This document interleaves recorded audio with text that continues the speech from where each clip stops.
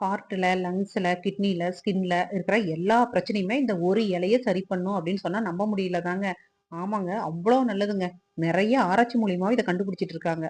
நாம எப்படி இன்டோர் பிளான்ட்ஸ்லாம் வளர்க்குறோமோ, அந்த மாரிங்க வெளிநாடுல இருக்கிற நம்ப இந்தியர்கள் வந்து நெறைய பேர் வீட்லங்க கற்பூரவள்ளின்னு சொல்ற இந்த ஓமவல்லி செடிய வளர்க்குறாங்கங்க.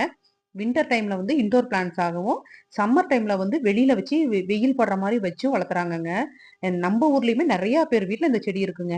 இந்த செடி வந்து ரொம்ப ஈஸியா வளரக்கூடிய செடி தாங்க. ஒரு சின்ன கட்டிங்ஸு, ஒரு சின்ன பாட் இருந்தா போதுங்க. பால்கனி இருந்தா போதும். நம்ம ஈஸியா அந்த செடிய வளர்த்திடலாங்க.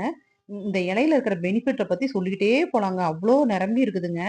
இந்த நம்ம வந்து இந்த இலையில கஷாயம் வச்சு குடிக்கலாங்கங்க. அது கூட வேண்டாங்க.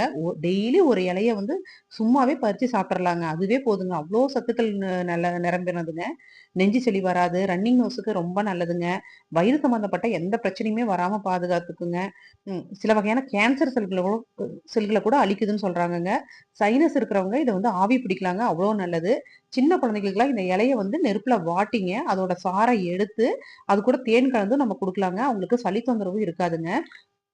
எண்ணெயில போட்டு ஆயில் காய்ச்சியும் கூட நம்ம தலைக்கு அப்ளை பண்ணணும் அப்டின்னா, பொடுகு தொல்ல இருக்காதுங்க.